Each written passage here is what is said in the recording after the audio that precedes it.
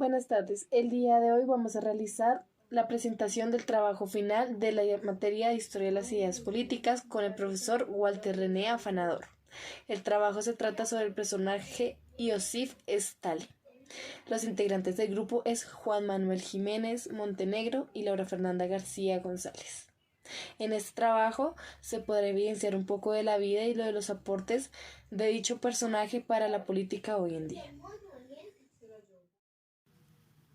Iosif y su madre escaparon de casa por los maltratos que estaban pasando por causa de su padre. Llegaron a la habitación de un monje ortodoxo, donde Iosif destacaba por la astucia y la gracia que tenía. Le regalaban libros y dinero, ya que el sueño de su madre era que se convirtiera en un obispo del clero y que le enseñaran ruso, ya que mostraba grandes habilidades para aprender sobre esta vocación. Impresionaba a sus maestros, aunque a muchos no les agradaba su actitud, ya que era demasiado entusiasta y era un líder nato. Pero no todo fueron sonrisas. Cuando él tenía 15 años, sufrió un choque con un carruaje que le provocó que se le quebrara su brazo izquierdo, lo cual hizo que no fuera necesario para ir a luchar en la Primera Guerra Mundial. Su padre se enteró de esto y decidió enseñarle el arte de la zapatería, así que se lo llevó de vuelta a Gori, para que juntos pudieran salir adelante. La madre, muy enojada, incitó al padre a que le devolviera a su hijo. Stalin también quería volver con ella, así que hizo una protesta en la fábrica de su padre, porque él no quería eso, provocando que se lo dejara ir, pero sin un apoyo económico de nuevo. Fue aprendiendo sobre la literatura rusa y europea. Aprendió sobre la evolución mundial. Era un gran lector y muy entusiasta, hasta que vio algo que lo cambiaría para siempre. En la coronación del zar Nicolás Ruso II, murieron 1.389 personas a causa de los pisotones, ya que estaban en un barranco y la gente tenía disgustos por la coronación del zar, ya que no había suficiente comida y decían que la festividad era inmensa. Habían más de 500.000 personas y eso no lo aguantó. Eso se llamó la tragedia de Yodinka. Stalin, después de esto, estaba dudando de las convicciones que él seguía, ya que se puso en contra del zar y su gobierno. En Gori, Stalin estaba estudiando con grupos de pensamiento marxista, donde querían una sociedad igualitaria, que nadie fuera más que nadie ni nadie menos que nadie. Gracias a esos pensamientos, pudo entrar al Partido Laboral Demócrata, el cual no creían que era ni liberal ni demócrata, sino imperialista, guiado e instruido no por un líder, sino por una República Democrática de Georgia. Iosif, en las calles, hacía varias protestas contra el gobierno, colocando banderas de Marx y Engels. Gracias a esas protestas, se pudo posicionar en un puesto estable en el partido y se apodó Kova. Más adelante, en 1907, Stalin conoció a Vladimir Ilich, alias Lenin, quien buscaba realizar otra revolución del partido tras varias derrotas con el gobierno tirano de Rusia.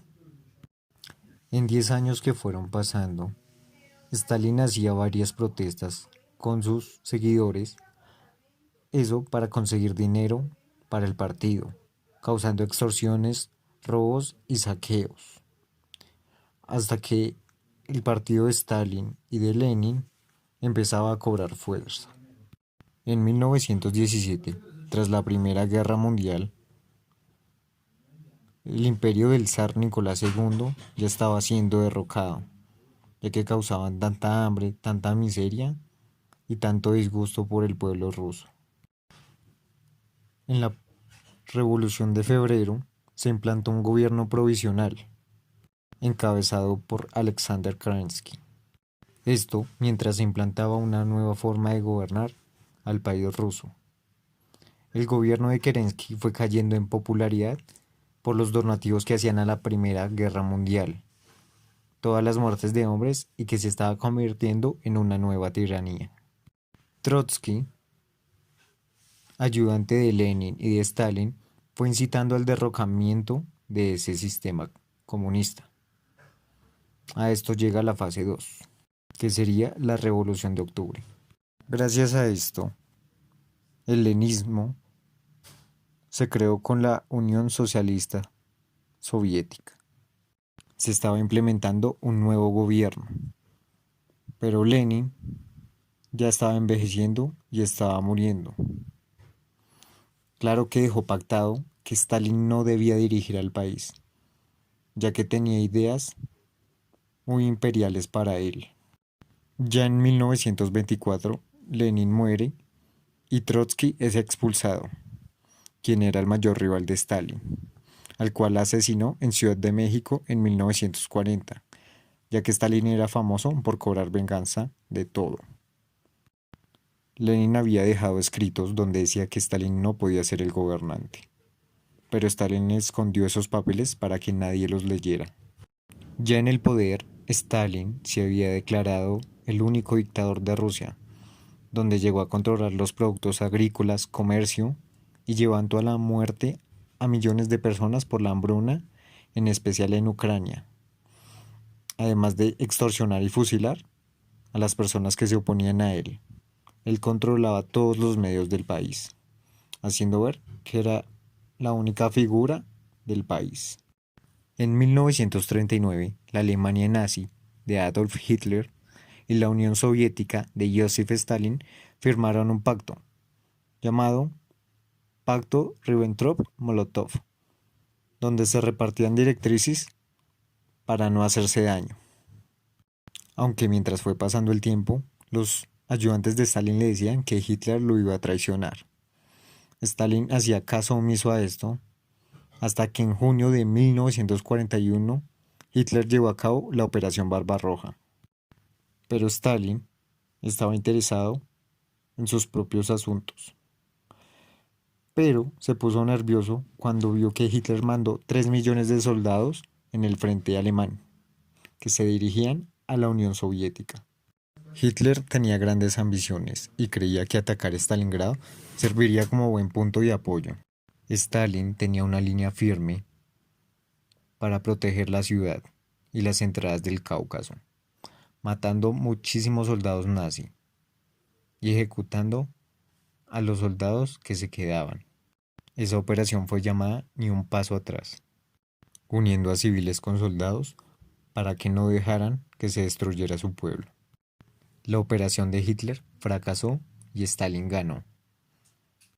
Stalin ya se posicionaba como una figura mediática con la que podía negociar, volviéndose amigo y reuniéndose con varios referentes de Estados Unidos.